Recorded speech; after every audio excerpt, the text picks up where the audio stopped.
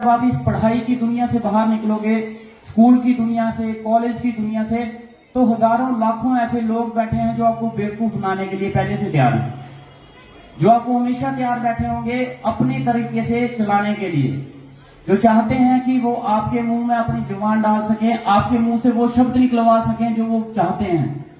वो हमेशा ये चाहते हैं कि वो आपको अपने रास्ते पे चला सकें जो रास्ता उन्होंने चुना है। तो अगर आपको हर एक चीज का नॉलेज होगा तो शायद वो लोग आपको बेवकूफ नहीं बना पाएंगे। जिस भी चीज के लिए लाइफ में बात करो पहले उसका नॉलेज जरूर रखो, क्योंकि ये दुनिया जो है, इस दुनिया में हर एक इंसान सेल्फिश है, ये बात याद रखना। वो आपको हमेशा गुमराह करने के लिए बैठा है। आप जहां से निकलोगे वो आपको देश के नाम पे बेवकूफ बनाएगा, धर्म के नाम पे बेवकूफ बनाएगा, जात पात के नाम पे बेवकूफ बनाएगा, हर एक चीज पे आपको अपने ओपिनियन से चलाने की कोशिश करेगा।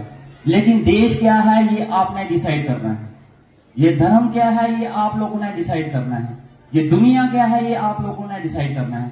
किसी की सुनी हुई बातों और किसी के वर्ड्स को सुन के उनके ऊपर भी आंखें बंद करके चलने की कोशिश मत करना। अगर आप ऐसे करने की कोशिश करते हो तो समझ लेना आप एक पढ़े लिखे अनपढ़ हो। पढ़ाई का मतलब है अवेयरनेस, आपको हर एक चीज का पता होना चाहिए।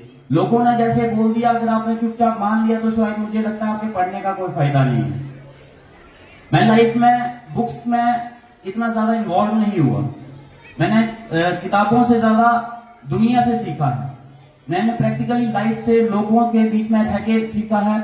लोगों ने मुझे अपने तरीके से चलाने की कोशिश की, हमेशा कि उनको अपने तरीके से चलाने की कोशिश की, लेकिन मैं वैसे ही चला जैसी मेरी सोच थी, और मेरी सोच वो थी जो मैंने ग्राउंड से सीखा।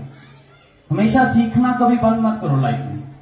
ये मत सोचो कि आज किसी मुकाम पे पहुंच गया है, मेरा एम इन लाइफ डॉक्टर था तो मैं डॉक्टर बन गया, मुझे सीखना नहीं है। मैं इंजीनियर बनना चाहता था, मैं इंजीनियर बन गया हूं, तो अब मुझे कुछ नहीं सीखना। मैं लाइफ में कहां से चला और कहां पहुंच गया मुझे नहीं पता। और कभी लाइफ में ये नहीं सोचा था, जब मैं 10th क्लास में था तो कभी ये नहीं सोचा था कभी एमएलए भी बनूंगा। जब मैं कॉलेज में था कभी मुझे ये नहीं पता था कि मैं कभी एमएलए की इलेक्शन भी लड़ूंगा। शायद 8th क्लास में था तो मुझे कभी ये नहीं पता था कि मैं कभी डॉक्टर भी बनूंगा। लेकिन लाइफ कहां ले जाएगी, डेस्टिनी क्या है लाइफ में आप नहीं जानते।